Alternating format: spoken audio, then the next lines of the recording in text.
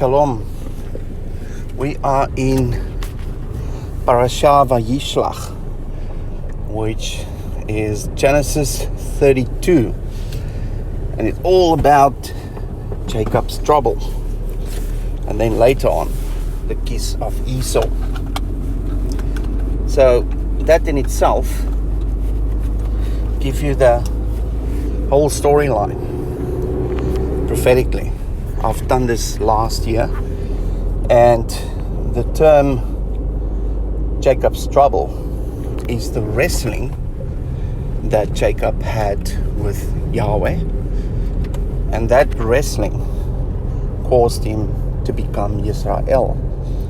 So there's a wrestling of humanity that is taking place with Yahweh, a time of despair, a time where people are devastated, full of fear, and they dread what is coming.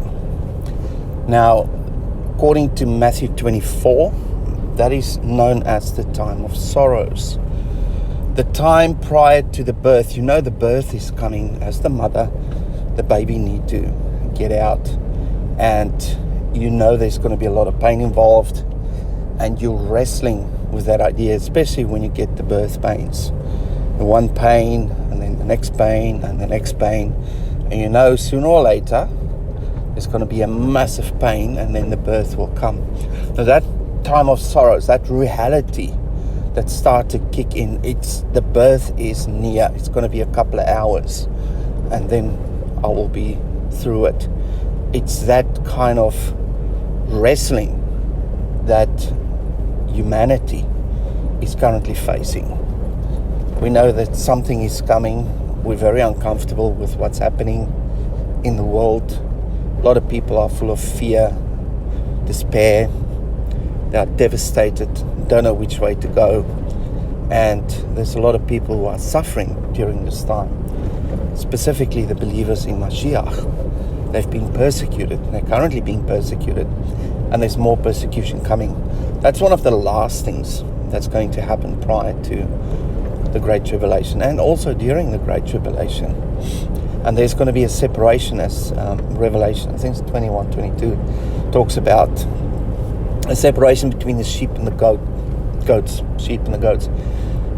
There won't be any more people sitting on the fence. You'll either go to the one end or you'll go to the other.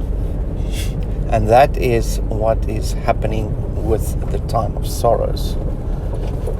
This time is designed to bring a massive separation so that the ones who are on the fence can pick a side and side with them, because then the end will come. So we are in Jacob's trouble, the wrestling with Yahweh. And guess what is the outcome of this? The nation of Israel will be defined. People will come into Israel during this time. We've been talking about the household. We've been talking about Sarah, Rebecca, and Rachel, and the concept of the letter bet, the household, the house, the birthright, the covenant. And all of that is now aligned and open for the nations, the sand of the sea, to come into the bed, into the house, into the household, through facilitation of the anointed ones. That's Sarah, the ones with the shin on the head, the fire on the head, the tongue of fire on the head, the anointed ones who have the gifts of the Spirit and the fruit of the Spirit. They will be, and they are, the kingdom of priests, who are anointed ones who will facilitate the entry into the household and looking after those new babies who've been born again in Mashiach Yeshua. So those of you who are part of the priestly role and function, be ready, because people will start to come in. That's what the kiss of Esau, the Jacob's trouble is all about. People will start to have an awakening. People will ask questions. People who will start reading the Bible. They will want to know what's going on. because I've heard a few hints here and there, and it seems like it's happening. I need to know more.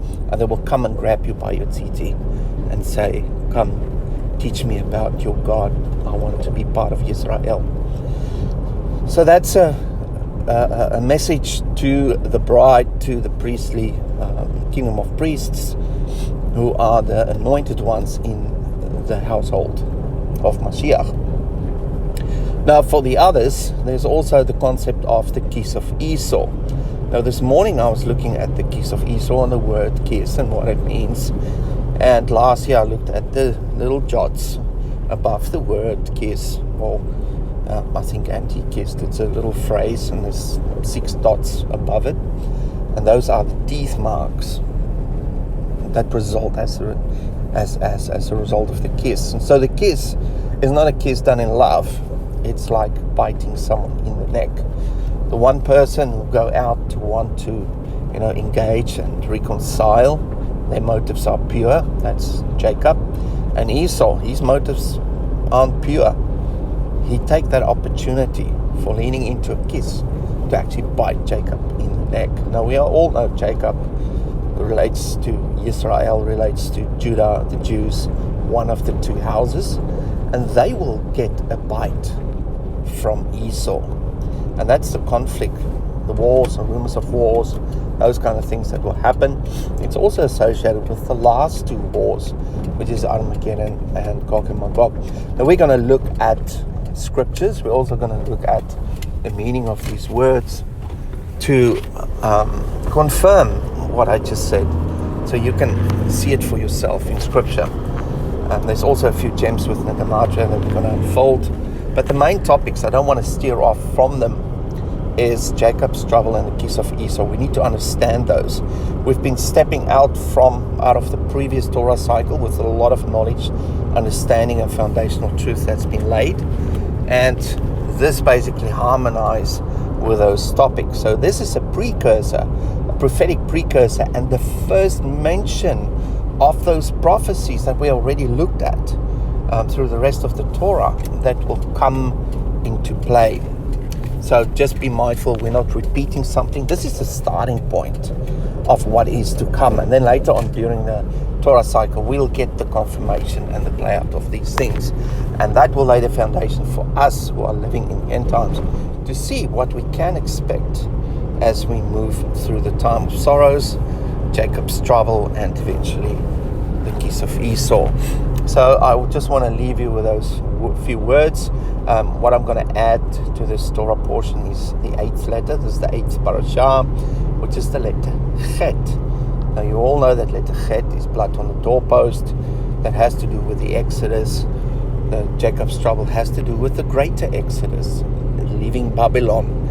In the previous cycle, they left Egypt. In the second cycle, we're going to leave Babylon. So it's all in line with what is to come.